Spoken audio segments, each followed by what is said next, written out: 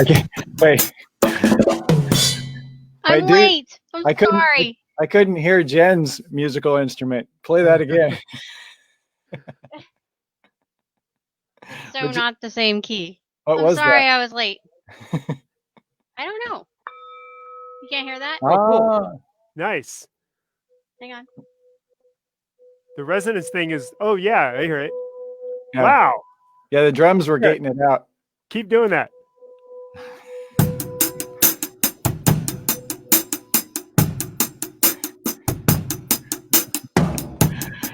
It's that's cool. It's very kung fu. Right. When you can take the pebble from my hand, grasshopper. It will be time. Sorry I was late. I forgot my musical instrument on my way up. And I was like, oh. Were you going potty? Yeah. So? Well, welcome everybody. Hi, everybody.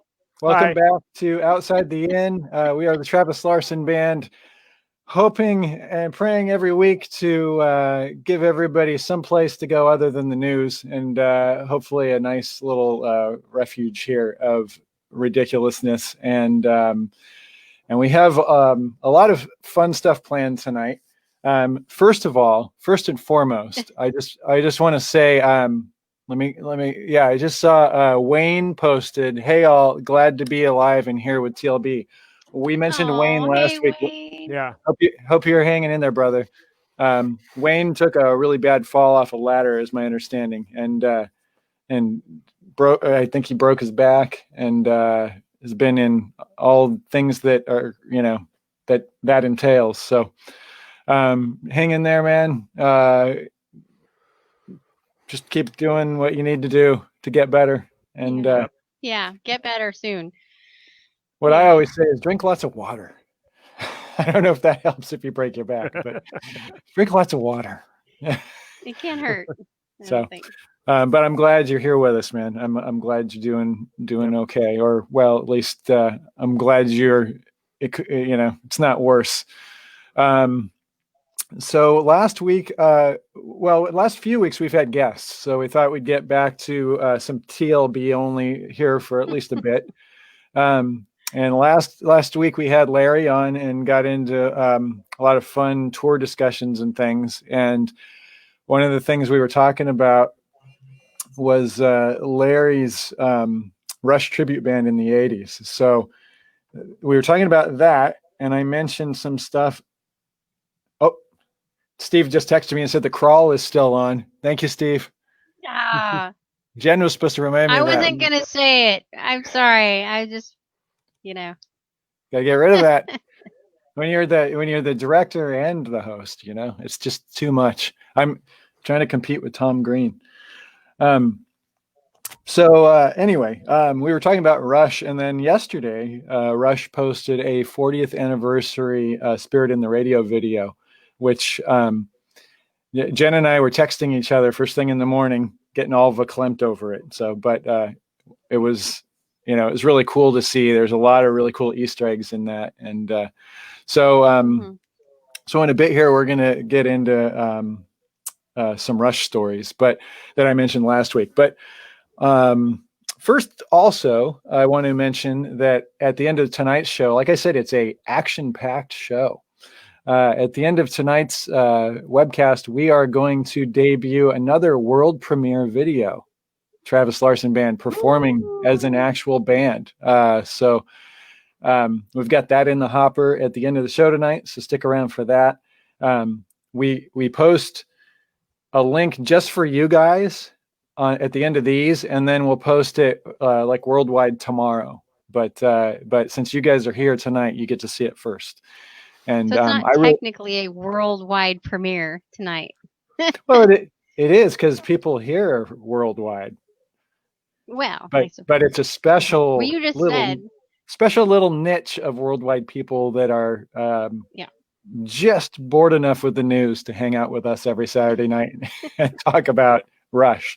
I think world premiere doesn't have to imply worldwide, because one time I was in a high school all-state jazz ensemble, and a composer had a world premiere of his composition by a bunch of boneheads in high school. So as long as nobody in the world has seen that performance, it's world premiere. Oh, what was it that you were in again, Dale? It was a high school all-state jazz ensemble. Oh wait, I got to turn my camera. Back when I knew how to play jazz. Yeah. Did you just do that with your feet? Yes, I have That's cool. I have an awesome rolling rig. It's like a Christmas tree of electronic nonsense with the computer at the top, and it's on wheels. And that way, because now actually, it looks something like this. Although I don't know if you can really get the whole scope of this. But I have one as well, Jen. I don't know if you have, but yeah, give me a break. Well, there's a picture behind that back there, but you can't really see it. It's nothing like that. It's it's something like this.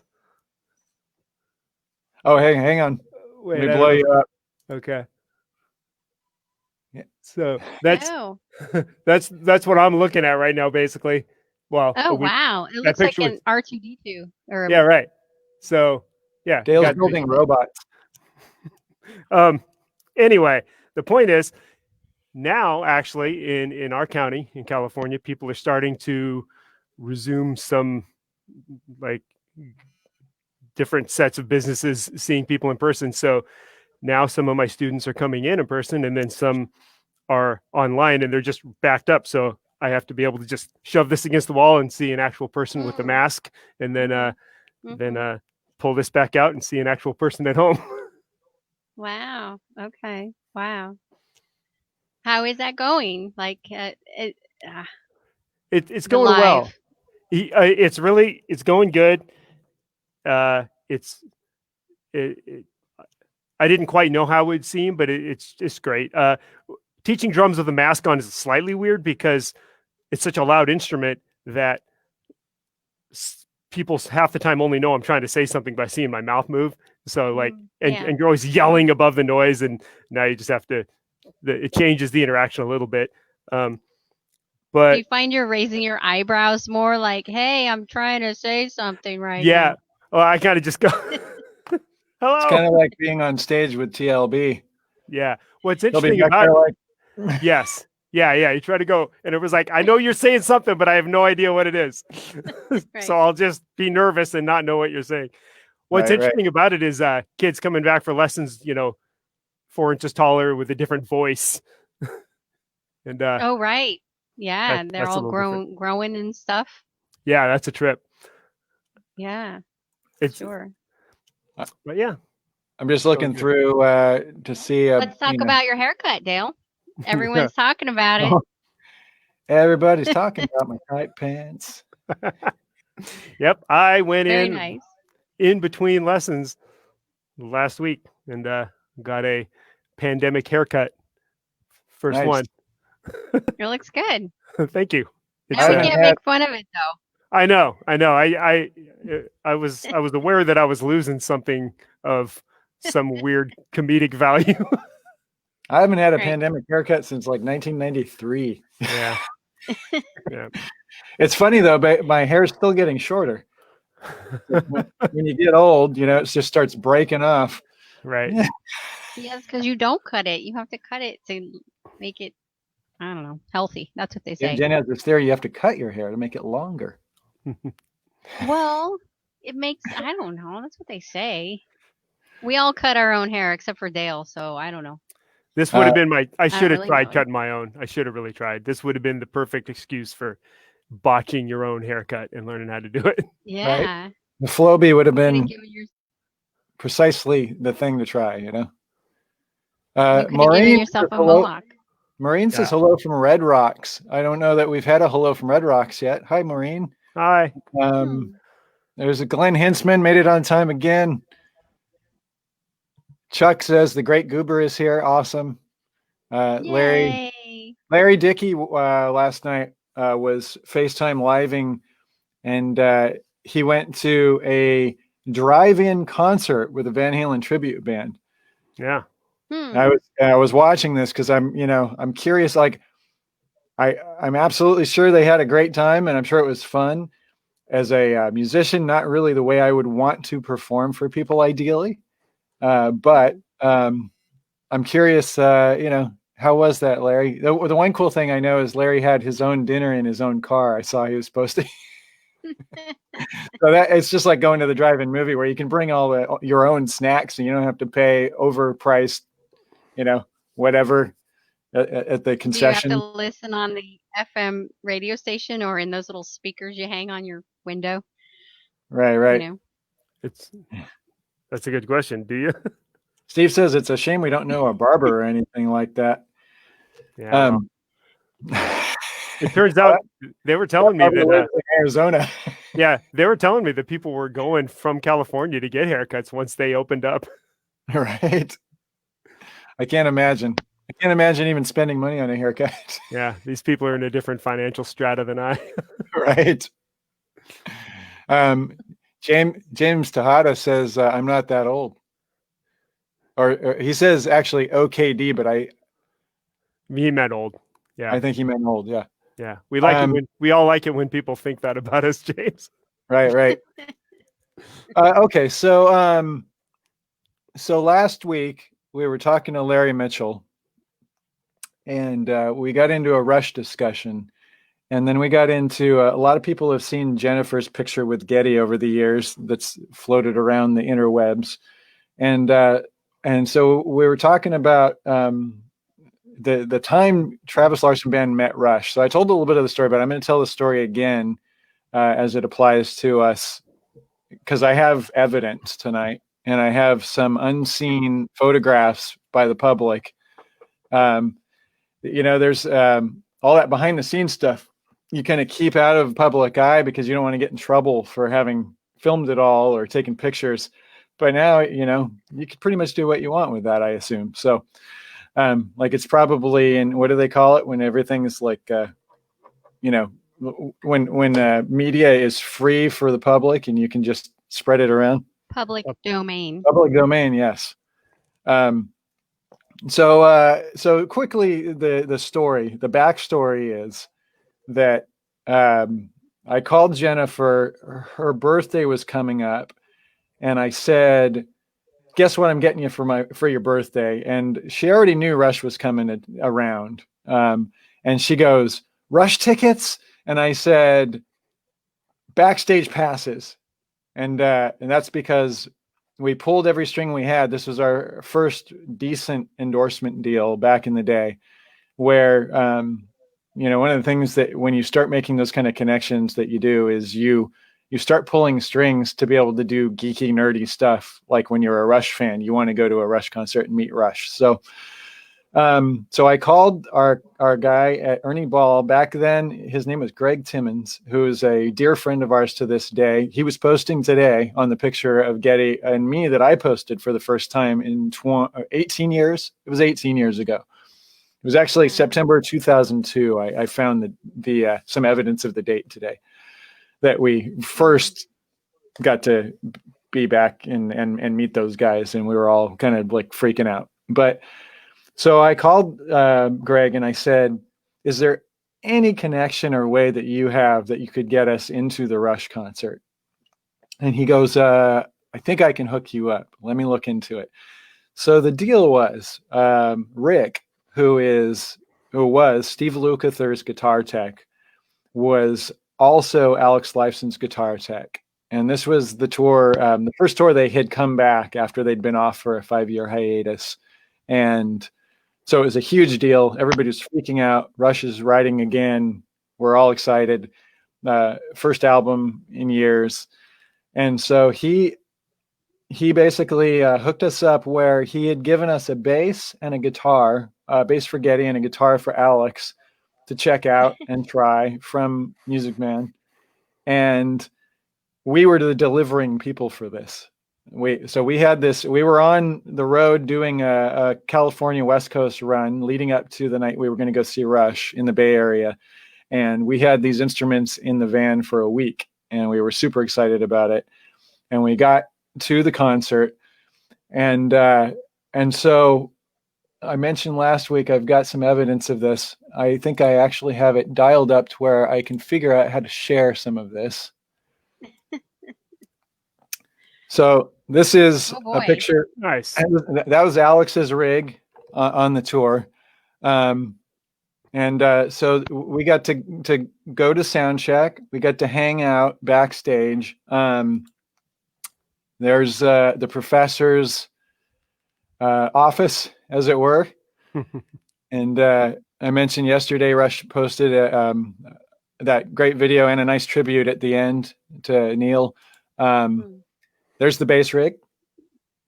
If you're watching this webcast and you're not familiar with what's going on there, you've probably ventured into a world that you should delve more into. But Getty was running direct at the time, and so he basically needed to fill his side of the stage, and he needed the roadies to carry something.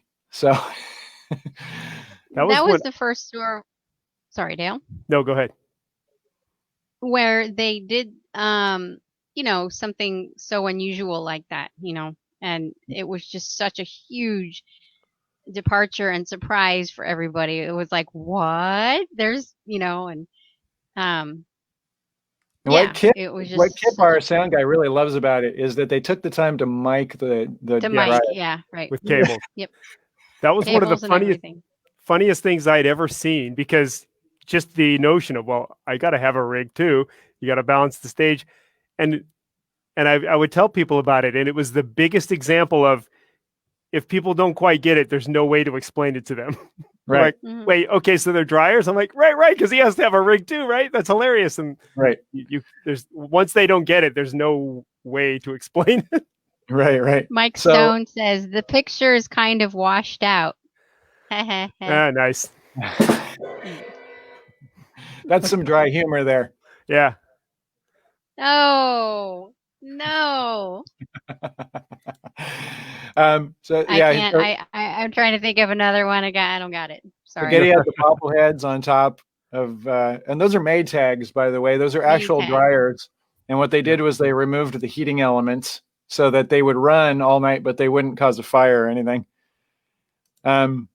This is Getty's domain, as taken by yours truly. Now, what's interesting about this is they actually had opened the doors, and after we had hung out all afternoon, realized that we hadn't gotten any good stills of the stage. I'd filmed some video and stuff, but then we ran out there again and took these pictures. And so you see a few people starting to sit down, probably wondering who these punk kids are on the stage with their cameras. This punk kid here, this is after the doors are open, and she's like, I don't want to go out there now. People are going to see me stand in front of the dryers. See, I had that what? Dad, don't make me take this picture. Look. There's I don't know if we have this picture or not, Jim, but there was one, I think, where you were sitting on top of the dryers because Rick said, sit up on the dryers, and took a picture. Oh. But I don't know where that picture is. So, then there's that, of course, that's been out there online for a while. Jen looking like she's about to pee herself or lose her lunch. And Getty and Alex was actually sick that day. He was there, and we did deliver the guitar, but we didn't take a picture with him because it was kind of like now. It's like the COVID kind of distance thing where you didn't want to get too close to Alex that day. But Getty took pictures. And Neil, I'm very much enjoying the puns right now. I just got to throw one out there. Steven says, keep it clean, guys. Yep. And Werner, enough with the spin cycles. Right. And Boyd said the dryers are for the warm and fuzzy sound. Right. Oh, yeah. That's pretty good. The collective collective for all you guys. Right. That's Rick, who was the guitar tech. and he was a guy that really hooked us up. And all our passes were signed by Alex, and I still have them all on the wall in the office here because we were officially Alex guests, and so each pass they hand wrote who you were there for. This is sound check, which was very, very top secret, and you weren't supposed to be in there. So there's Alex. Getty's over there on the far side. You can see. It's cool. I have a little arrow I can point with. Yeah. Now it's super geek stuff right here. Like we learned so much from being here, you know. But this keyboard here, Alex has one and Getty has one.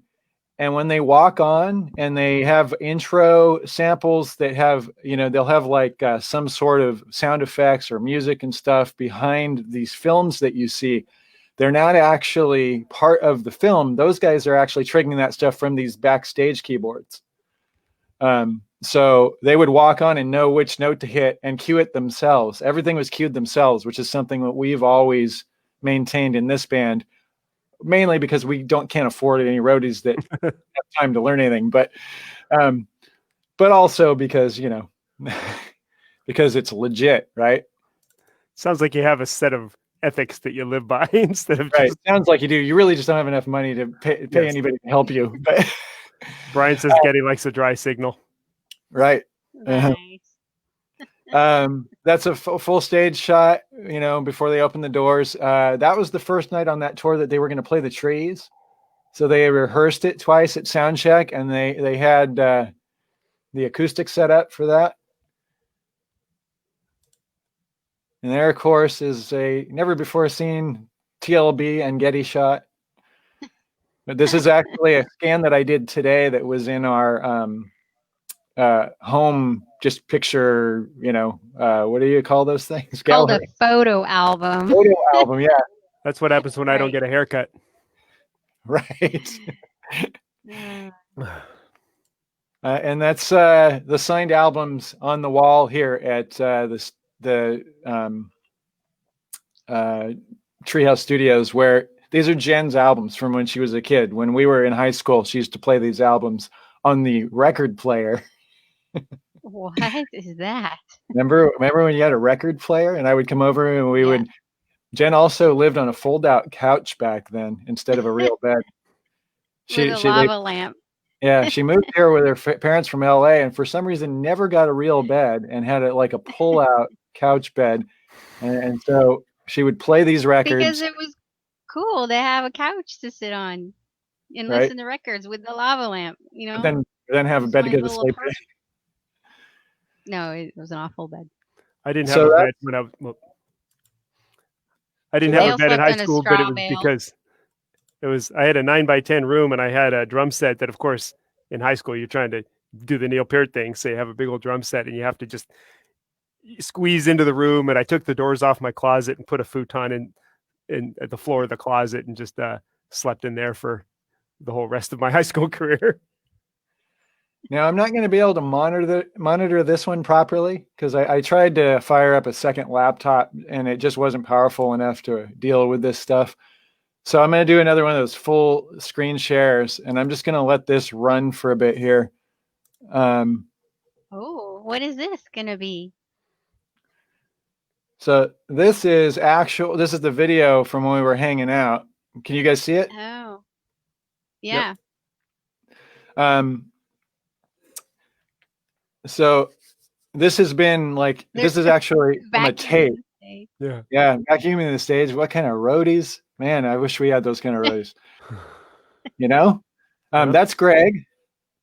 And the reason I'm shooting top here, by the way. Greg just up started there. watching. So realize I'm shooting this stuff because I shot it so I would have memories of it. And the reason I just shot up in the rafters there is because I remember those guys climbing up there. Yeah.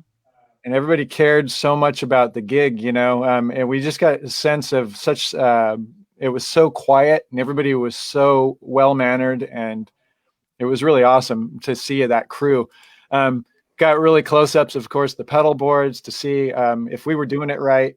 What do we need? How do we set up our stuff? You know, so much fun. Like, this was such a great day. It was a hot summer day. San Jose. That's the view. Actually, wasn't that Concord? This was actually a shoreline.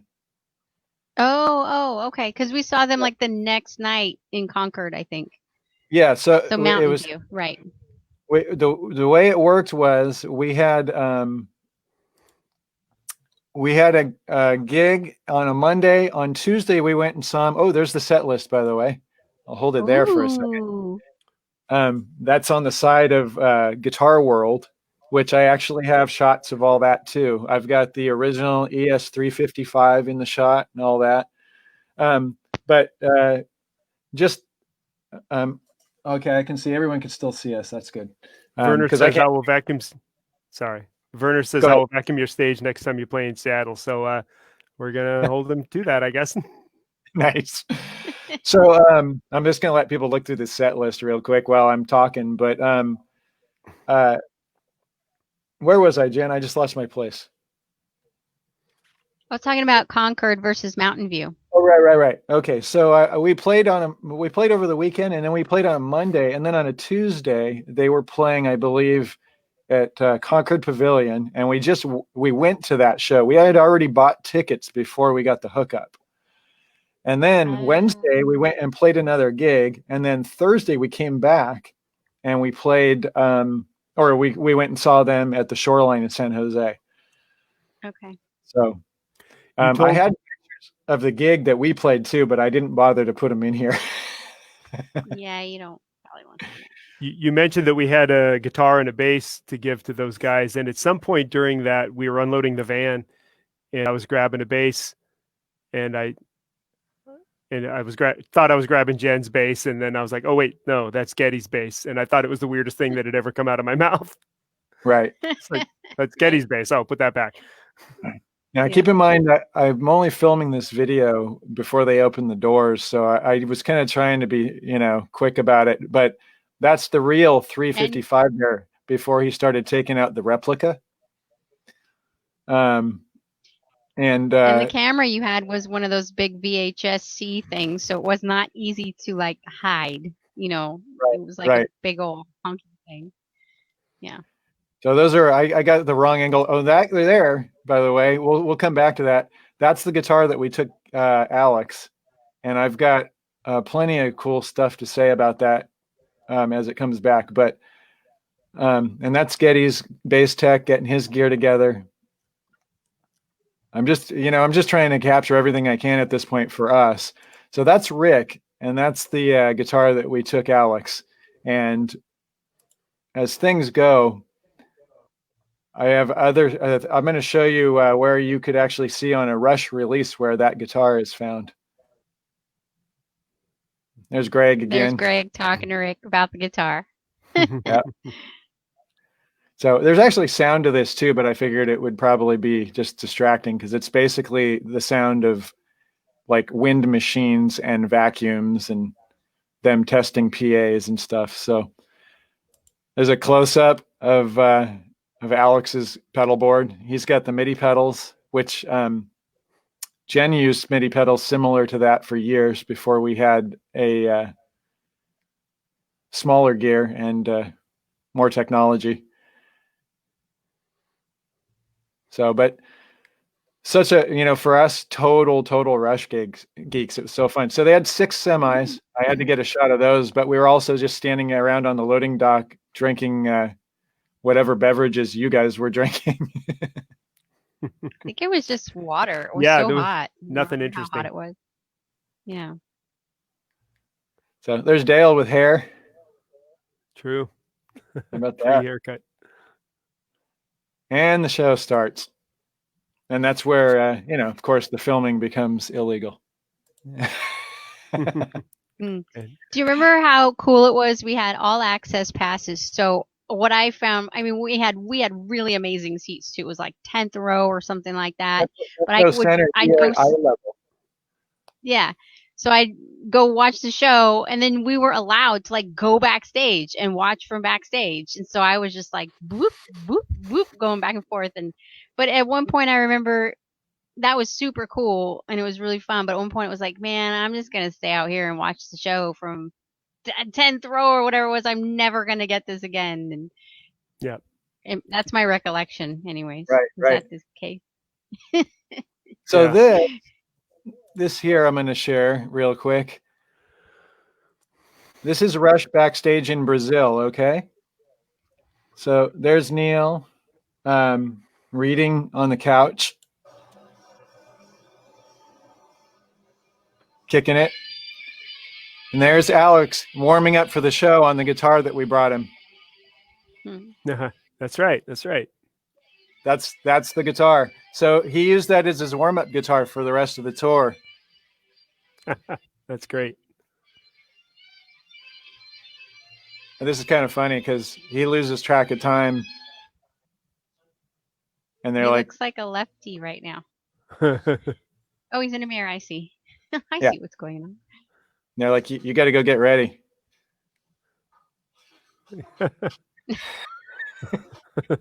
Oh, Birkenstocks. Nice. Nice.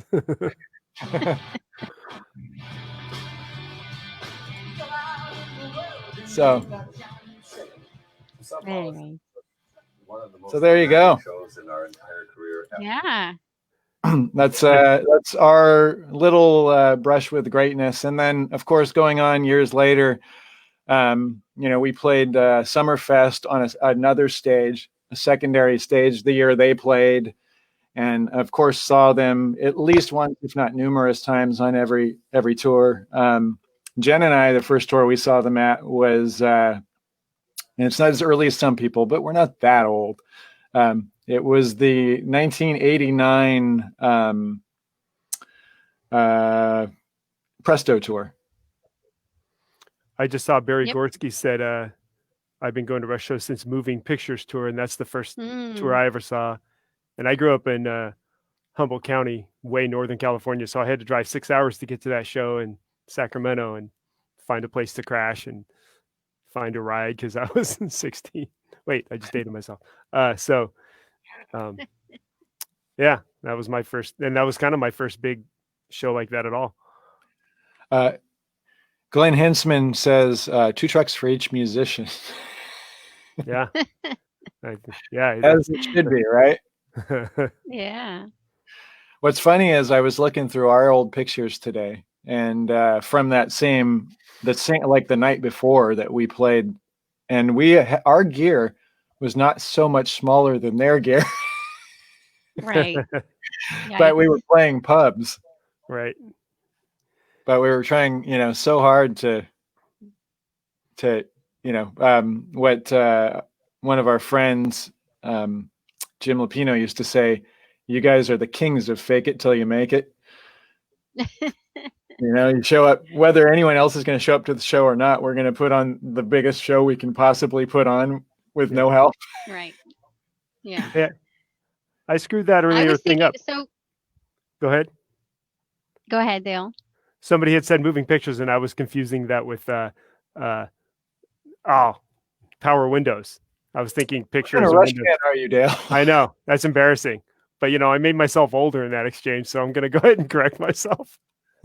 Go ahead, Jen.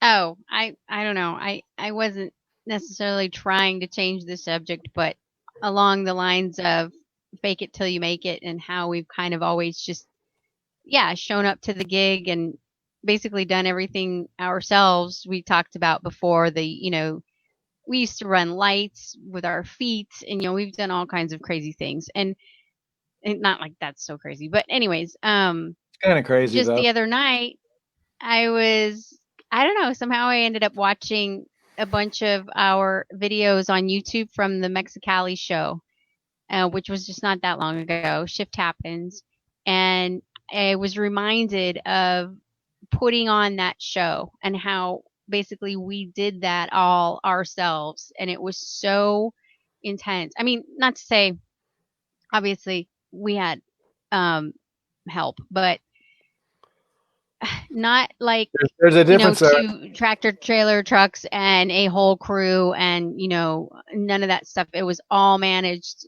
by us, and it was a really, really intense day. like really intense. And then we put on that show, that night. And I was just like, holy shit. I can't believe we did that. I can't believe we did that. Not only that, it I'm- was storming and flooding outside, right? Yeah. Yeah. That's and why we my went hair over is the border so that day. You remember that? We crossed the border that day, got through this crazy storm where it was flooding, and we weren't even sure if the power was going to hold up. And basically, we had 2 guys with us, or pardon me, I think 3. We had Kip, Stormer, and Gino, right? Right. And the big plan was like, we basically handed out SD cards to a camera crew, and we just collected them after the show. And there was a production meeting, sort of, but it was there was a language barrier. None of us really could communicate that well. We loaded all that stuff in that huge storm. We set all that stuff up. There were all kinds of technical problems. It was a total big nightmare.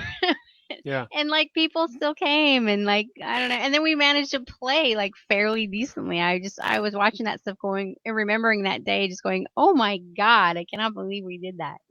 Like, my It is God. insane. Like, and you guys are pretty much the production team. I don't even really handle any of that. And it's just still, I have those same thoughts, and I didn't even have to figure out a lot of the stuff you guys were figuring out. And the pressure of it too, being at a band at our level, trying to put on something, you're kind of like using up all your resources, money and favors people will do and everything for one night. And if anything spoils it, that was your shot. It's not like you're going to film 3 nights and the pressure's off, because if any song goes weird, you'll use the next night, you'll dress the same and all that stuff. I used to always freak out about that. I almost feel like I got the fact that you guys were the production team and all I had to do was play well made me feel even more pressure, because if I screwed it up, then I'd feel extra bad. Yeah. It's unbelievable how much that you use everything you got for a whole year making that happen, and then hope you can play. Yeah. If you watch the video, and we used everything. We didn't dump anything. It was my recollection. Right. I remember that. Yeah.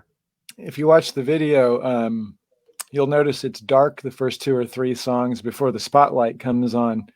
And that's because Mark Storm, who was there with us, was trying to convey how to run things to the lighting people. And so, and they only had one spot. So then he was directing to a guy who doesn't speak English, who to point at what times, because we're filming, and it's like, okay, Jen's doing a solo, you got to get her now. And so there's a lot of creative cutting, and then there's a lot of like overly bright lighting corrections on the actual video itself, trying to see the first couple of songs where there's no light on us.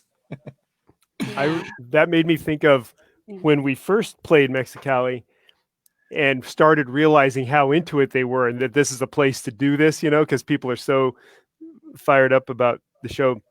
They had a lighting setup that made us realize they're serious. We could do a thing here, but it was unbearably overwhelming too. Like you can find a phone video or 2 of this, but it looks like lasers 18 inches in diameter. And I remember they would sweep across my face, and I don't even have to see a fretboard. I would close my eyes and it would still hurt because it was so bright through my eyelids. It was insane. And yeah, it was You have definitely very sensitive eyes. Yes. No, that was, I totally remember not being able to escape those. I was like turning my head. There is a thing when you're at, say, Rush's level, where they focus all that stuff and work all that out in rehearsals. Yeah. Right. Jen, yes. And just going back real quick, Larry Dickey says, you still have the Moving Pictures tour shirt he gave you? I totally do. Totally yes. I only wear it on special occasions because I don't want to, wreck it. I mean, it's kind of already wrecked, but it's beautifully wrecked. I don't want to, wear it out more. Yeah. So yes, it's like, and it's kind of small even for me. So yes, I still have it. Thank you, Larry. I love it. Actually, you can see me wearing it in the the little promo video we did for Annika when I was tracking some stuff for the record. I'm wearing Larry's Moving Pictures tour shirt. But not There you the okay. I was thinking of the book one, but not the book one. That's after Annika. Sorry, it all runs together. Yeah. Yeah, the Annika record promo where we're kind of doing stuff in the studio and this and that. I see Harold Skeet. How you doing, brother? Hey. It's the only Rush show he's ever seen was a Signals show. Blown away. That's not a bad show to see. Right. No. I saw. Oh, I always lose these. They keep moving. Shoot. There's Jeff Easton. How you doing? Jeff Easton is Larry Mitchell's bass player, by the way. He has slept in the loft. Yep. Here, and he's way, way too tall for the loft. Jen's good in the loft. He's not so much. You have to be 6'6" to be in Larry's band.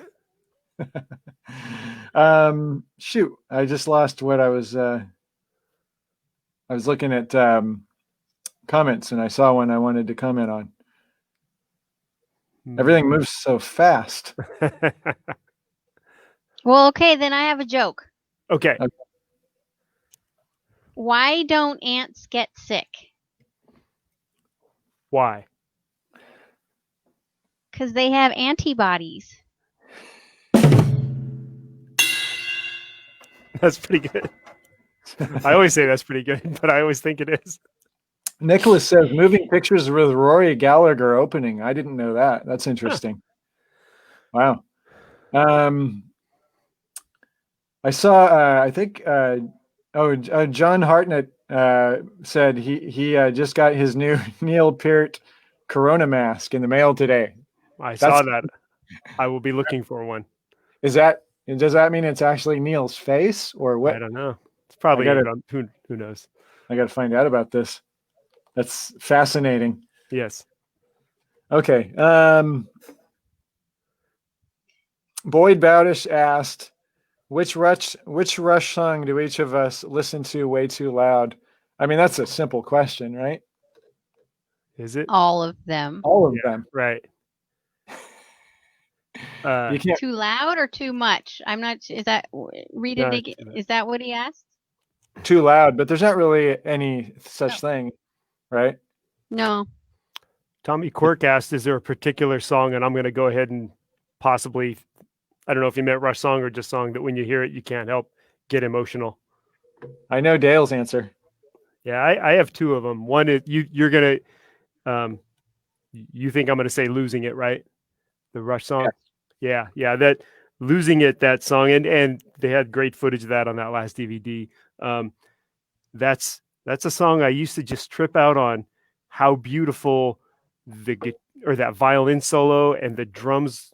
Everything is just so fluid and just it's when I started thinking about what over the bar line phrasing meant, and I would just listen to it, and I tried to teach some people odd times with that song, but in a separate category, that song is just so powerful to me. It's so I can't not tear up. Even I thought that wouldn't happen in a room with a student, but I just quit trying to play it because I get choked up and it would get weird. And then another. But yeah, it's just a beautiful, it's so succinctly said, it's sadder to have had a thing and lose it than to not have even had it. And I don't know, right. I'm getting goosebumps now. There's one, and I've noticed this, the first time there's a phenomenon that happens when you go see a show where some song just connects with you just because of that show and that moment.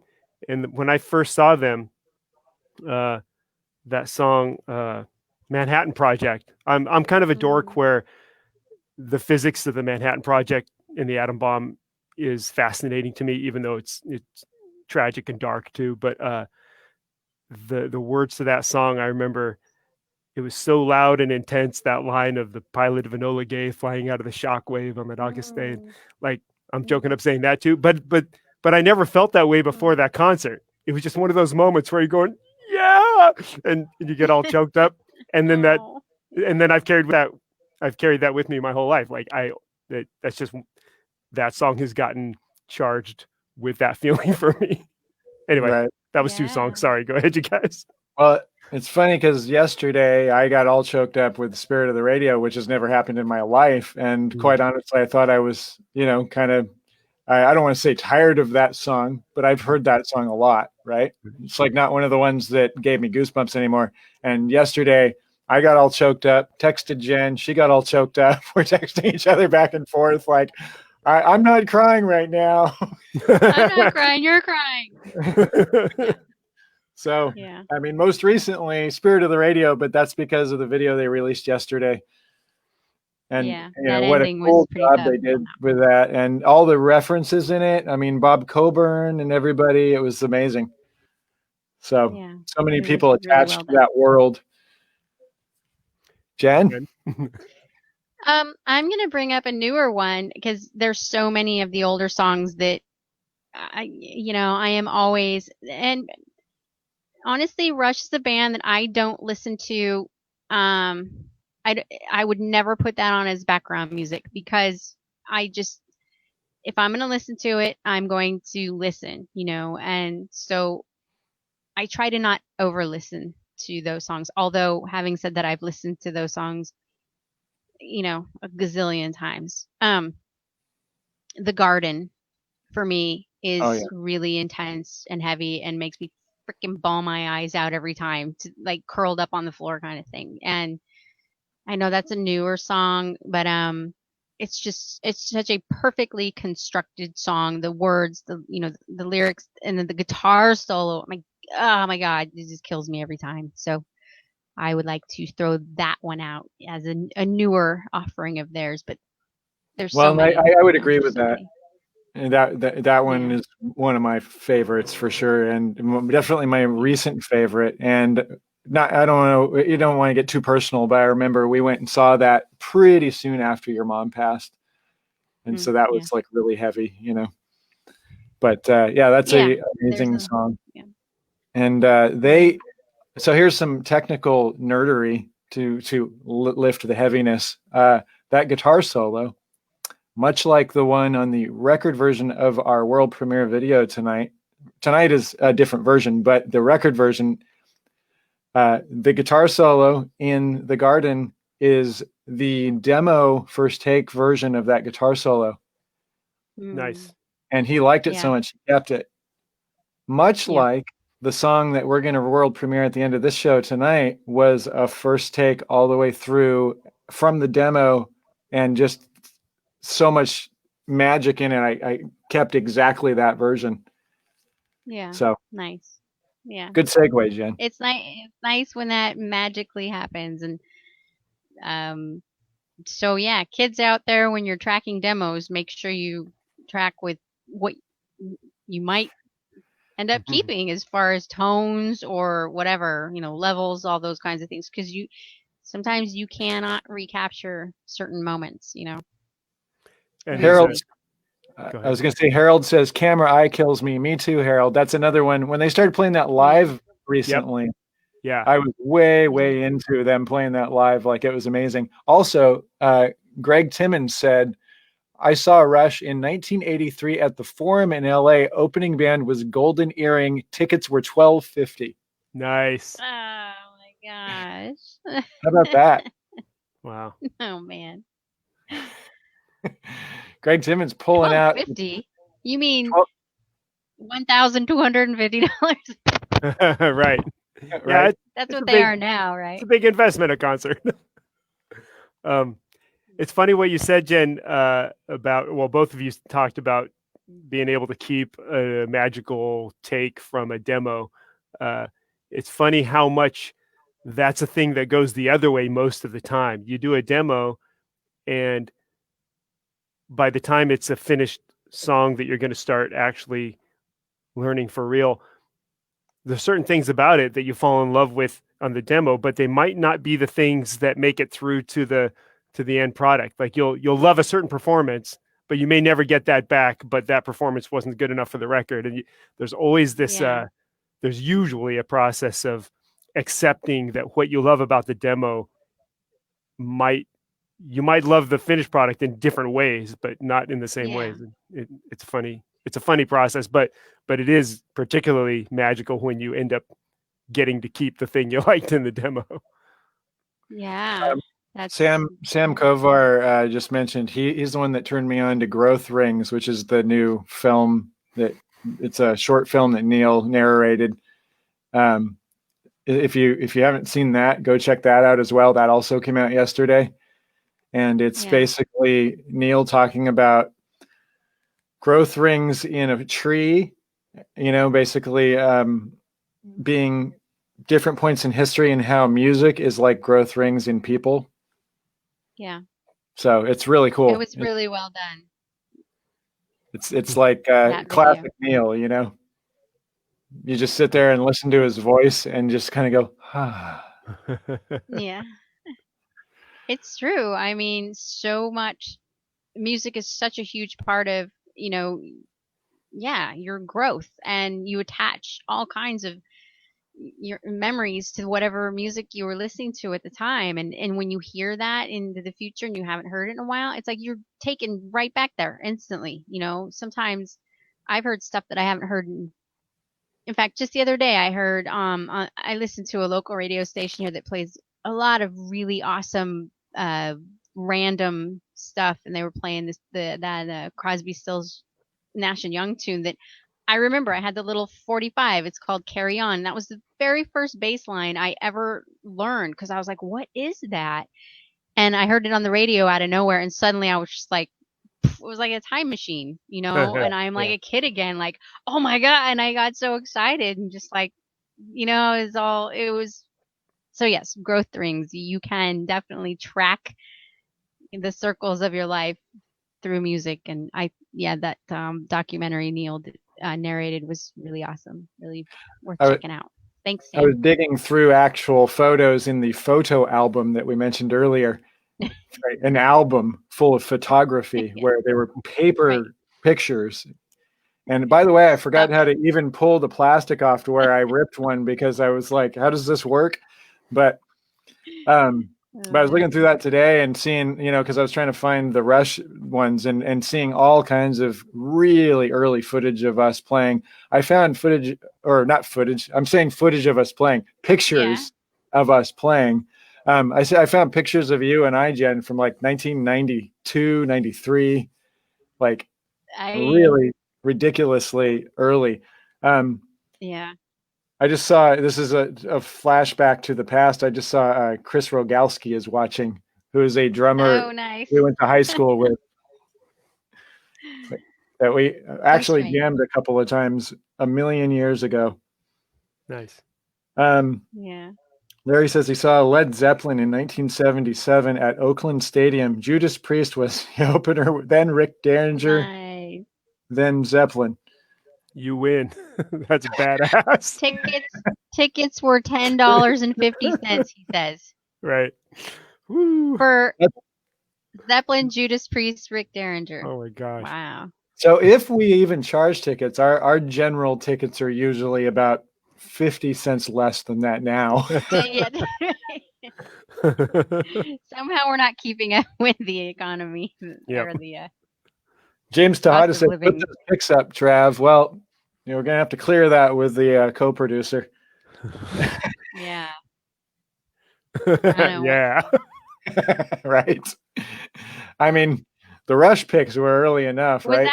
That wasn't even with Dale. I don't even know who. That's right. We were jamming. This was when we didn't even have a drummer, really. This was like post. This was like pre-JR, I think. There was a period of time there where Jen and I didn't have any drummer, and we were doing like duet sets, opening for a friend of ours, and then we would sit in with him and play cover songs, and then play on his songs. That's Mike Serta, a friend of ours who has gone on to be much more successful than we have in his ventures. Yes. But Yeah, so we were just doing what we had to do. We were playing a sandwich shop that doesn't exist anymore in San Luis Obispo, California, called Oso Street Subs, which I built the stage for. That's right. DIY. Do we have any pictures with Lance? I didn't see any today, but I bet you that's something that I could probably find, unless you have them. Maybe my parents have them. Right. Like I know my mom has pictures, like everywhere of everything. And I see there's a picture somewhere in a corner where I'm wearing a white sport coat and my hair is, like really, really long, like it is like in the Getty picture I posted today. It's really long before it started all breaking off. And it looks, it's like, it's maybe even a little bigger than that. Sorry, I was trying to find that shot just because you see how I'm just going to do the Dale thing. There you go. Rather than trying to figure out the technology, but. Oh yeah. Long hair. Yep. So it's, I haven't cut it. It's just it just breaks off now because I'm old. So, but yeah, so there's stuff of us everywhere. Jen and I actually have video of us playing in the high school gym, and we haven't come to grips with the fact that, like we haven't decided we're going to get that out there yet. Yeah. But I remember that, playing original instrumental music for the mock rock, the live band before mock rock. I don't know if anyone out there knows what mock rock is. Back in our day, that's how bored kids were. You would get on stage and, well, I guess people do it with like karaoke or stuff, but you went on a big show and you'd pretend to be your favorite rock star and stuff. But we were the live band before mock rock, and we played instrumental. I don't even know if Dale's ever even seen that. I've seen it. We played instrumental originals before the mock rock where people would be playing. When we had some night or two when we were first playing together where we sort of bared our souls with our earlier music we had been involved with. That was fun. Yeah, but I remember seeing that. John Harnett says he saw Steve Morris in 1990 for $9. In 1990, nice. I saw Steve Morris for the first time in 1990 at the Strand in Redondo Beach, California. But I think it was more than $9. But it was probably like 25, 20, something like that. So, but it's so funny. We were talking last week about being able to meet your influences and then work with them. And, I remember so this was a bass player that I played with in high school. One of a couple of friends of mine from back then. His name was Scott Nuppenberg, and I think he's like a lawyer or something now. But Scott and I were coming out of the bathroom at this club, and the dressing room door was right by the bathroom, and Steve Morris Band walked by us on their way to the stage when the lights were just going down, and we were like losing our minds. We're just like, they're right there, like, oh my God. And then we had seats. The thing about, I don't know if anybody is watching from Southern California and remembers the Strand, but it was a really long stage, and on either side of the stage were cocktail tables where they had kind of cut the stage part off and made it continued into a riser where people sat. So you had an audience, but then you also had right next to the stage, you could sit right next to these guys at like eye level at like a cocktail table with a stool. So I, of course, had the stool right next to Steve. I was literally sitting like 5 feet from him, watching him at eye level play this show. And, I think back to that, which is like a million years ago. I mean, it's like, I hadn't even turned Jen on to Steve Morris Band at that point. She knew I was going to this show, but she didn't exactly know what it was. And so we went down, we saw that show, and, to think going from that to, again, we were talking about last week, jamming, on stage and those kind of things, and, texting and knowing a guy, being friends with him. It's crazy. You just sent me a picture today of Larry, Dickie, and me and Dave LaRue at like the bistro, I think. And exactly. It's like, Scott Baker says Dave LaRue introduced me to Travis Larson. Best introduction ever. Huh. Oh, neato. Thank you, Scott. So, I keep meaning to call Dave. We were kind of going back and forth about a week and a half ago. Just how are you? Are you okay? How's the world treating you? You know. But it's time to catch up on that. Harold says, yeah, go ahead. You go. Harold says Rod Morgenstein saw Ad Astra and the Ethan Mizell band for $5. Rod was like the sweetest guy. I mean, he's always been the sweetest guy. We've had several encounters with him, but when I jammed with those guys at the end of the Dixie Dregs there, we drove Rod back to the hotel at the end of the night, and we had some really fun conversations about personalities in bands that to be safe and politically correct, I won't get into, but it was really interesting to me that night because I've been around those guys a lot. And that was the first night I saw some similarities to band dynamics that I'm not saying anything serious or bad, but challenging, like it's all a relationship, right? And I saw the reality of some of that relationship that I'd never seen before where, like I know you guys talk about me when I'm not in the van, that kind of stuff.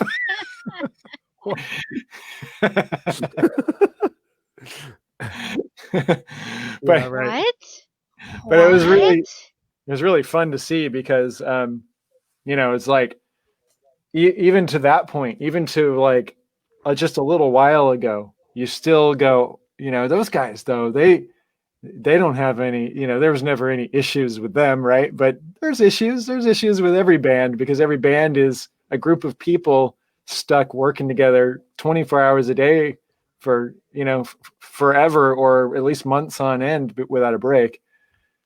So, yeah, people always draw that analogy of a marriage. And on one hand, you don't want to trivialize how important a marriage is. But on the other hand, you don't subject a marriage to 24-hour a day stuck in a vehicle. And if the marriage didn't survive, you wouldn't be surprised. Right. Like it in a lot of ways is more challenging than that. Yeah. Some of the pressures, just the work pressures. I mean, yeah, you're right. It's not fair to trivialize a marriage kind of thing, but you just sometimes are dealing with really random, weird stuff that maybe, wouldn't happen in a traditional marriage. Yeah. I don't know. Yeah, you can't get away from each other. You wouldn't try to spend every minute of every day together in a marriage. You would be smart enough not to do that. The pictures that I saw today that I'm not posting, there was a picture of you guys. Like, I mean, this is like, prob 21, 22 years ago, something like that. But Jen's got her hair up in a towel and you guys are both drinking out of bottles and you're in like some hotel room and you look like kids. Yeah. It's like, look at these two ne'er-do-wells. Like, Yep. Like you guys look like you just got out of high school. Yeah, we've gone through some interesting patches. The interesting thing, though, is that we've got, the difference between this and a marriage, it would only be compared to a marriage if your marriage was constantly on a shitty vacation. There you go. Right. Kind of, yeah. It's like you're working, you're either going to figure out how to work as a team and problem solve and everybody watches each other's backs, or you're not going to stay married, right? Right. But you can't even do, like, in that situation, you could at least go like, fine, I'm just going to go for a walk. I'll talk to you when I get, 2 hours later, you could you don't have 2 hours ever on tour. You like, if somebody's driven you to this breaking point, then you snap and then you're like, oh, and you still have to work together. You're just like right there still. Yep. Or you're stuck in the van. You can't, there's no way you have more than 35 minutes in a given day to yourself. And that's if you figure out how to carve it out and feel guilty for ignoring people who want to see you and stuff like that. Yeah. It's I know I Jen. remember. Oh, go ahead, Jen. What were you gonna say, Travis? Go ahead, and I'll talk about it in a minute. You remember? I remember one time when I snapped really hardcore. Well, I know you guys are like one time, but I know there's like hundreds. But on tour lately, because I've grown up a lot, right? So we were in Canada, and you remember when I jumped out of the van in the middle of the road and like bailed? I just left the van. I literally in the middle of a street. True story. I got out of the van and just left, and then of course, I had to go to the bathroom so bad. But anyways, I was trying to find a bathroom, and then I'm like, oh my god, how am I going to get back in the van? I had no idea where you guys were and stuff. Yeah, it was clustered. It was really clustered traffic. That was right by Lakeside Park in Canada. Topically, it was at Lakeside Park. Yeah. What's funny is Willow's in the breeze, and Jen's throwing a fit. What's funny about that? I lost my shit that day. Well, it's even funnier because there was it was sort of witnessed because Kip was riding with us, and I remember, this happens. Like somebody's going to lose their shit sometime in 12 weeks, and then but Kip had never seen such a thing, and he's just like, where's she? Am I where? And right. Travis and I Travis like, you see her? I'm like, I got my what's that? And Devin. Yeah, it's right. Devin was there, but Devin knew too. Like three of us are just like, well, what do you want to do? Kip's doing that thing where he looks at us to see to try to gauge how we're reacting. Yeah. Yeah. I admit I was done. All it did was make it longer until you got to go to the bathroom. That's true. I totally, and that's the other thing too, when you throw a fit and you realize like you totally just screwed yourself and you're like, okay, oh my God. Like first of all, I just threw a fit and that was not cool. And now, I'm totally stuck out here and I don't know what I'm going to do. It's like, then, that was awful. It was awful. Then you get back in the van all sheepishly like, hey. Yeah. Then you don't say anything and you're like, sorry. Sitting in your own shame is just the worst, where you're just it was awful. Misbehaving and then feeling shameful about it and then having to just be like, sorry. Yeah. Anyways. That was a recent one. I was going to say, Jen tends to at least portray that she likes to be very solitary and she doesn't like to be as connected with people as, say, I do, for instance. So here's my question. Do you guys now in this current world that we're in miss being able to play shows and be together in the van doing gigs? I'm trying to process the whole setup to it, but you always miss that part. Sure. Yeah. I thought you were gonna say just that wasn't your question. Yeah, sure. I miss you guys. I want to go play. That's why the other night, I think it was just last night, I was watching Mexicali videos. I was even watching the Rate of Change live DVD on YouTube, and I was just like, oh my God, I miss these guys. And oh my God, that song. I haven't heard that song in forever. And just, So, for sure. I feel that way. Yeah. Well, and it's even though when we go out by ourselves, it's we generally don't have as much physical crew support and stuff. It's really easy to deal with. Like the 20th anniversary tour is a perfect example of that, right? Yeah. Like we just it's just like the three of us on the whole tour, and it's nice to have somebody for sure. But even that was like, it's pretty easy going comparatively to like when you're dealing with extra logistics and Jen's tour managing the other band and all that kind of stuff, right? Yeah, even though we were didn't jump out of the van during the Aristocrats tour because those guys would have just left me.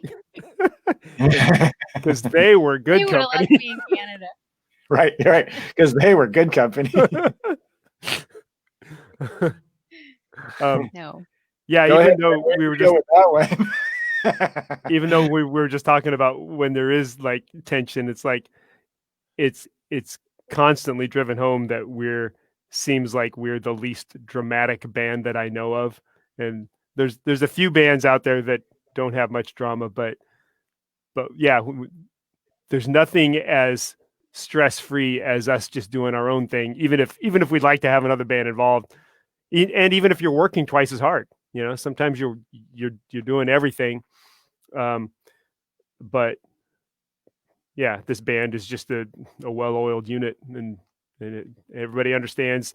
Even if somebody is getting fed up with something, how to work around that. And as long as everybody we are one big unit. Yeah. Yeah.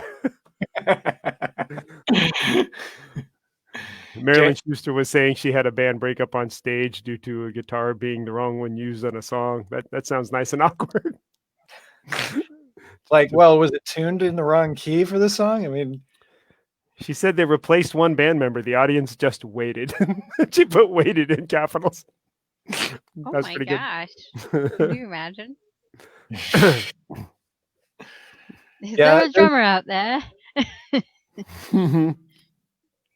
I remember. Or wait, wasn't that the Who? Yeah, that was Keith they needed a drummer. Yeah. Keith Moon passed out off the back of his chair, kind of like what I did the other day at your yard, Jen. Yeah. Except I didn't pass out. I'll explain that in a minute. No, he passed out off the back of his drum throne, and so Pete walked up to the mic and said, "Is there a drummer in the audience?" And people started lining up, and then they played the rest of the show with a guy that swore he knew the tunes. That wouldn't happen. Where that guy is now. I know. This seems like that should be a follow-up 1-hour documentary or something. I think I've been down that rabbit hole, but I don't remember. But yeah, Jen and I, we're finishing up the logging expedition that we've been doing. After I scolded you last week, show me all your fingers. And Kip and her and I, which, by the way, it's been really nice to get. Kip goes, "We're getting the band back together." But Dale's been teaching, but we've been able to, hang out in Jen's yard, cutting trees down at least. And we all sat down for lunch the other day in her yard, and it's like soft, like sand, like that Lososo sand, And so I sat down in a chair, and I just kind of started sinking in the back, and I just slowly flipped backwards at the lunch table. It was a really nice slow-mo stunt. Didn't you always want to be a stuntman, Travis? I did when I was little, yeah. My brother and I.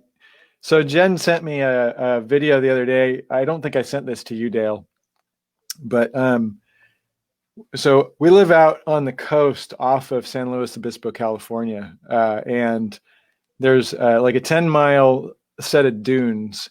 It's like the biggest set of, near Pismo Beach. Pismo Beach is kind of part of it. They're broken up by some land, but it's all that part of the world. And there was a show kind of like Games People Play, if anyone remembers that, back in the late 70s, early 80s. And there was a show along those lines. I don't remember what it was called, but she sent me a video the other day, and it was two guys that went to school with my brother that were friends of ours that were sandboarding. And this guy was building professional sandboards. His name was Gary Fluitt and Matt, or was it Matt? Anyway, those guys were building sandboards, and they got on a TV show about extreme sports when extreme sports wasn't a thing. They were just calling it like alternative sports or something. And so I sent that to my brother, and it just made him mad because he was supposed to be there that day. And he goes, really? he goes, "Ask your father why I wasn't there that day." Wow. To you? What's that? Said that to you? Yeah. Wow. But apparently he was supposed to be on that TV show. That has nothing to do with music. Has nothing to do with anything. Samson is a next level band, next level musicians. Well, next level band, maybe in some sense. What is your most awkward Spinal Tap moment? I have a candidate. Ever. I don't know if it's the most ever, but something jumps to my mind, which is us playing in the Bay Area, and this is a few years ago, where what I used for backing samples required 2 samplers, and they had to be MIDI together. I guess that represents samplers. They had to be MIDI together, and we got all sound checked, and then it was time to play, and I just realized my samplers weren't talking to each other, and we'd already started the opening drone note, where you're just like, we'll kind of sound check during a drone where I'll just make some noise and you'll make noise, and then I realized it wasn't going to work, and I just said keep going, and I down powered it and powered it back up, and so now we're doing this drone note for like 2 minutes instead of 30 seconds, and it's still they're not talking to each other. And I left you guys on stage, and I sprinted out to the van to get a backup bag of cables, and got a different MIDI cable, and either didn't find one, or that wasn't the problem, or something like that.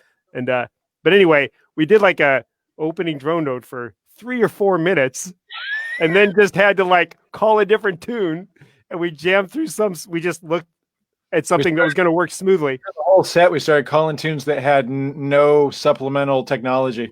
Yeah, and we ran out of this set was pretty much there was enough songs that were going to get weird, and you were going to have to think of what your parts were. So about half of the set was songs we hadn't played in a year that we're just doing on stage, awkwardly, and it was a perfect example of that thing where it's just is a train wreck. The whole set is a train wreck. It's 2-hour long slow motion. I'm feeling like it's my fault, and you guys are just dealing with it. And Jen has that version of stage presence I've talked about, like where you get pissed off at the situation and you just act more captivating because you're like super getting into it. And then anyway, all three. This is the number 2 worst sounding venue in America that we've talked about. Yep. So I won't name it, but so anyway, then we get done and we're just like, can't believe that all just happened. And then in classic fashion, several people thought it was the best show they'd seen of us because it had such fire. Right. And you're like, and you're powerless to refute it. Maybe we did play well, but you have no idea. You're thinking so hard and you're just doing damage control. So that was the first thing. Because we had enough material at that point that was, it was fresh enough. Like nowadays, a lot of that stuff we couldn't just pull out, but it was like ADD and Axe to Grind and Barrage à Trois and, like all these tunes that maybe have a few little samples here and there, but it's not integral to the song. But let me go back to the You Killing Time. So if you remember that show, just doing like a longer drone note intro where it just went on and on, I think that's right. There was one that we did where Jen's pedals went down and she had a backup in the van under the bench seat. And it was the very first song. And we stopped and I just played the guitar solo for 10 minutes at the beginning of the show. Wow. Where was that? Yeah. That might have been a show that you were supposed to play. And it could have been when, this is like years ago when your dad wasn't doing all that well. Right. I think you had to bail because of that. And we did the show with drum tracks, but just like we would do a band show, because it was a band show originally. Okay. Yeah. Okay. I remember that situation. My recollection is that was up in Paso. Yeah. And it was a band show. Oh, Dale. Oh, yeah, maybe you're right. Maybe Dale wasn't there. Yeah. I do remember the one time. Same thing, Dale, where I'm running out to the van to get my pedals, my backup. So not only is it we're playing a band show at a band venue as a duo because you couldn't come. Which is rare for us. Already, I mean, I think it's the only time that ever happened where it wasn't planned. Yeah. But everybody, of course, everybody always is so cool and has our back. So we knew it would go okay. And but then to be that show already, and then Jen's not working when you go on. Yeah. And then she's like ripping stuff out of the van, like just, Yep. complete hysterics. And I'm on stage for 10 minutes, kind of like, yeah. Is she coming back soon? Because Yeah. you know, like you couldn't just stop and not play. Like the show, people have been already sitting there waiting for an hour. You start the show, then you're And gonna be now you like, started. well, you guys just keep waiting. We'll be on in a while, you know. Yeah, right. Like once you're up there, you're up there. So Right. yeah, the guitar solo. This is basically the solo that the looping thing that I play on Rate of Change Live on the live DVD, which I don't always play in the show. I don't always keep it together, but it's good for moments like that where everybody's out except me. Yeah. Like, right. We'll do something. Entertain the people, Travis. Do you have a favorite Spinal Tap moment, Jen? I'd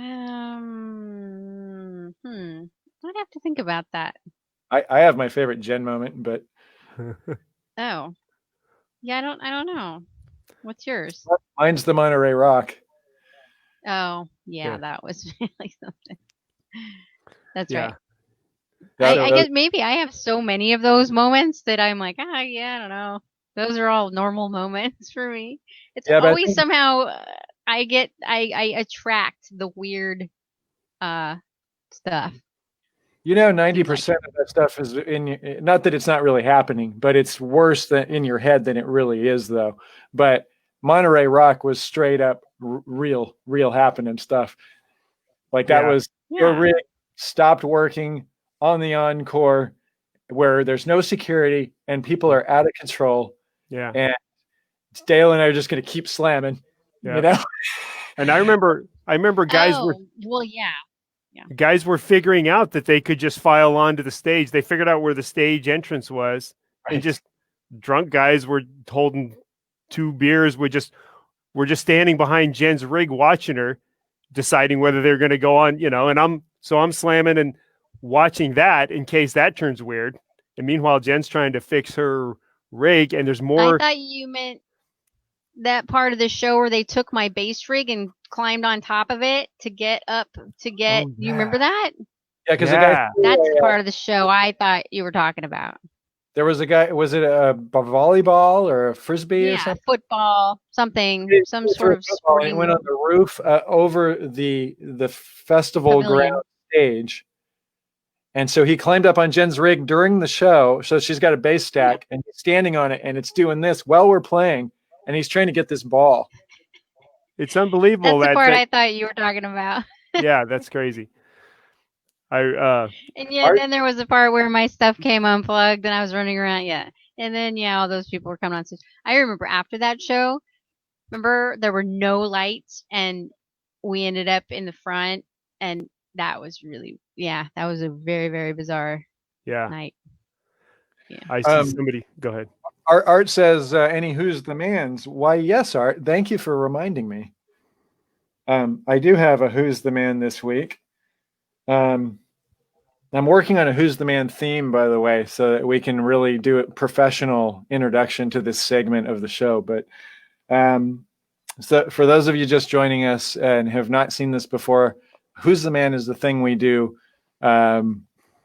where, it's the obvious example is always like, who's the man, David Lee Roth or Sammy Hagar? That's not what I'm asking. You don't have to post about that, but that's an example of an obvious one. So tonight I've come up with a classic drummers Who's the Man. Oh, geez. One of which Jen and I have played with, one of which we have not. For the progressive fans out there, who is the man? Carl Palmer or Alan White? That's a good one.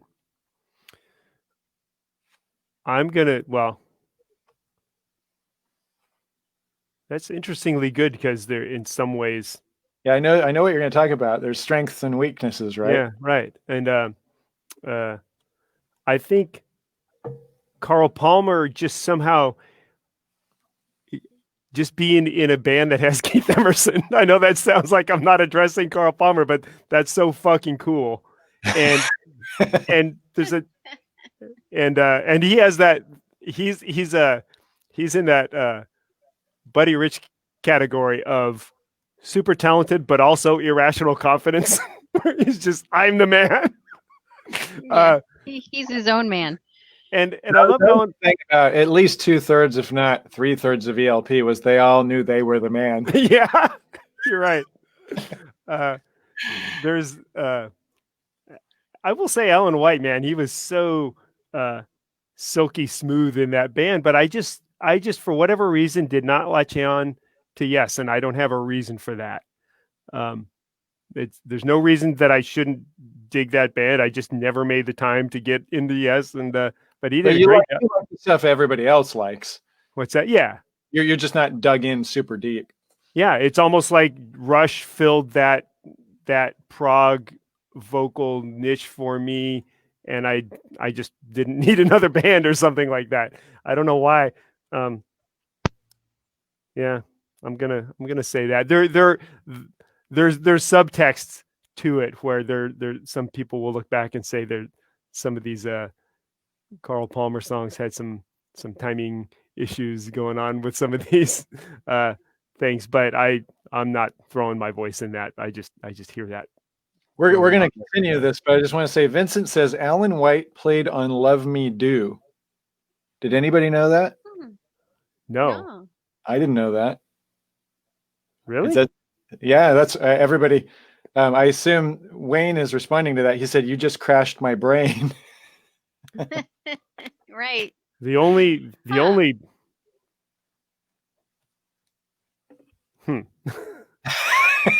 Beatles stuff I've let me get on the WW. I need to do it.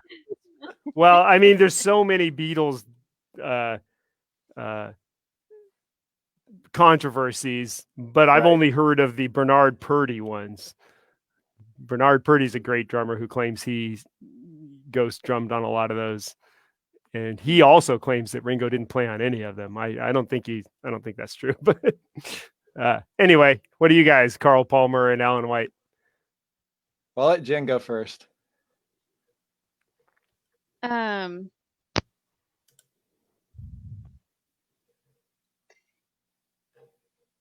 I'll have to say Palmer also, but I think I'm in the same boat as Dale.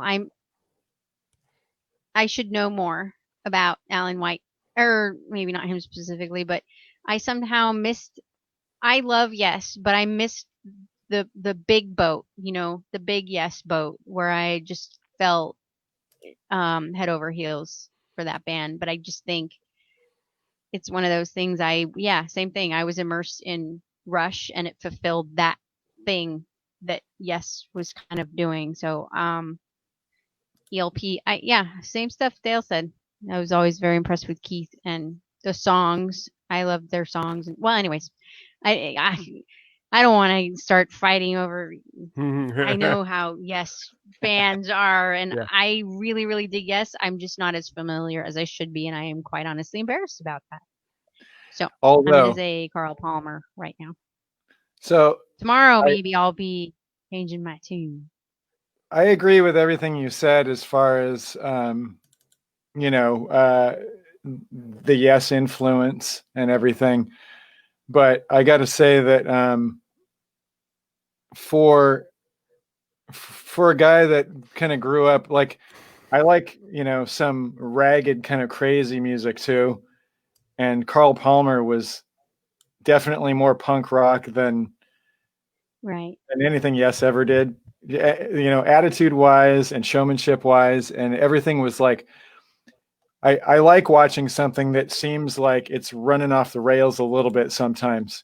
Right. Yeah. You know what I mean? Yeah. That's a good way to describe the energy. And in fact, you saying that sort of sums up the difference. Like, one has this electric, almost out of control feel, and one is just like masterful to the point of like, there's a certain kind of player that can just be transparent and everything just goes smoothly.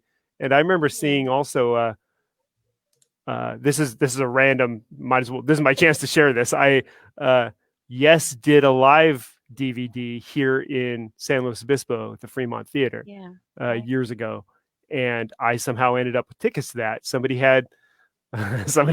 who I worked with had one ticket that he'd won, didn't know anything about Yes, and gave it to me. And I said, do you want to, give it to your wife or anything? He was like, she wouldn't want to go without me. And she found out and was super pissed. But anyway, Oh my I God. got to go see him, and it was really great. It was one of those things where a band is not on your map enough, and you know that you'll see him live and you're going to get it. And I really did. It was like really good. Yeah. And Alan White was all those things that I'm saying right now. It was for a live band navigating all that craziness. It was really masterful and it doesn't draw attention to itself. It was just so seamless. So that's my compliments to Alan White. There was something else I was going to say. Oh, well, I remember we talked about recently how sometimes, there's certain music that you should appreciate, but you're just not ready for it somehow. Yeah. And I mentioned, like King's X was one of those bands for me. And I somehow feel like Yes is one of those bands for me where I know that this is important and needful, but I'm just somehow, I don't know, like still maybe not ready for that somehow, Yeah. Right. So I know there's going to come a point in my life where my head's just going to be like, and I'm like, oh my God. So I don't know. Yep. I suppose I should investigate aloud, Chris Maddox says the Beatles returned to the same studio and they made a recording of Love Me Do with session drummer Andy White on drums. Starr was relegated to playing tambourine. I wonder if he means Alan White and that's just a typo. Or if he's correcting the Alan, who knows? Starr was relegated to playing tambourine, as tambourine is not present on the 4 September recording. This is the easiest way to distinguish between the Starr and the White recordings. He says Andy White again. The Andy White version is available on Please Please Me. He says wrong White. Oh, okay. Yeah. So that settles that. Right. I'm not referenced all the way, but it's interesting. Yeah.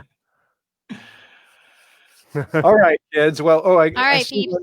Hang on. Let's look at this one last one from Brian. He says Genesis was a big influence for Rush, especially obvious on the Farewell to Kings album. I think watching Mike Rutherford with the I'm trying to read around a blur, like a glary. I think watching the Mike Rutherford with the double neck guitars and Taurus pedals rig was one thing Getty had mentioned. Both Yes and Rush's big influences on him. You must have met Genesis. Yeah, sorry. Okay. I can't read well. No, you were. I think that was a. I think you read it right. I don't mean to sort of not or to imply that I'm not a Rush. Pardon me, a Yes fan. I totally dig and appreciate that stuff. I'm just not like as dug in as like the hardcore. I don't know every little tiny tidbit. Yes, Chris Squire, one of the most amazing tones that exists for bass, and all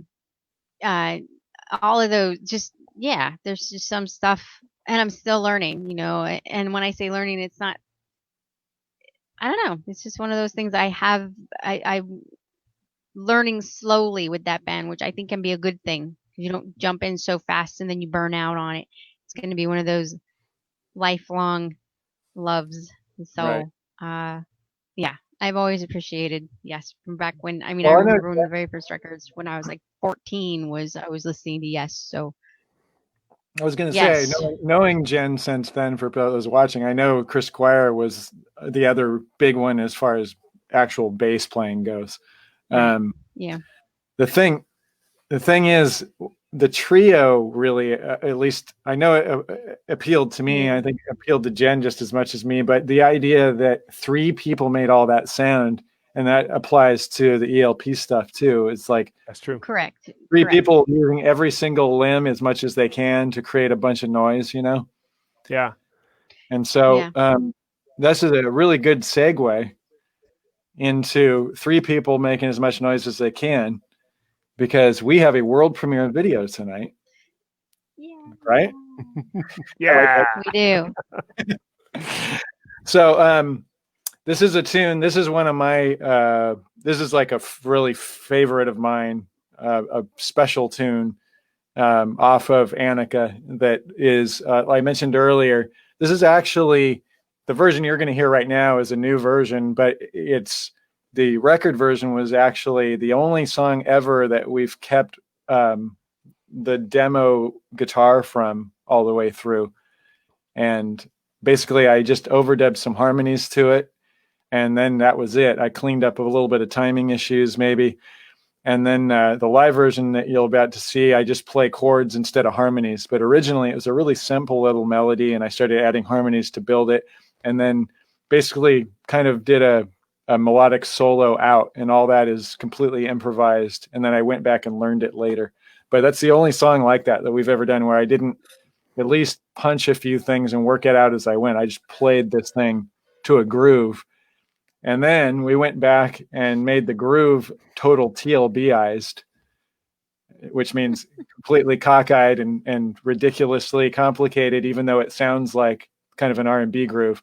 And so you'll see that in this video, it really accentuated. It'll be really clear how tight Jen and Dale are and how much they have to learn between the kick drum and the bass on these quote unquote simple songs. So, everybody doing all right? Yes. We're in good shape. Thanks for the everybody for hanging out. Yes, thanks everyone. We all realize, these times are strange, and it's so nice to see everybody. And thank you. Yes. Wish we could actually see you. That would be super cool. But it's nice to see you guys. So I'm going to post the link in the chat right now. It's a YouTube link that's been set to private. And then I'm going to post it also right above this on the TLB Facebook page right now. So you guys can go check it out there if you have trouble checking it out in the news feed. And then tomorrow I'll release all the other social media platforms and stuff. But for now, as Les Nessman used to say on WKRP, may the good news be yours. Okay.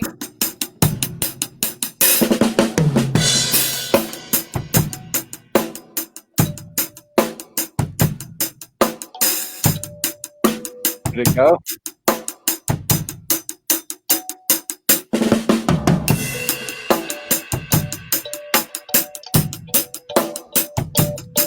Are we going or what? Yeah, I'm sorry. I'm trying. There it is. All right.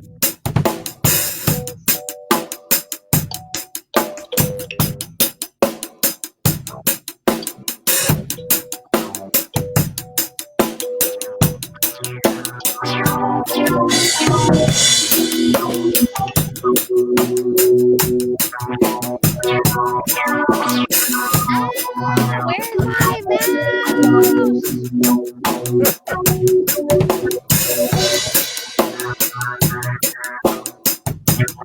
Bye.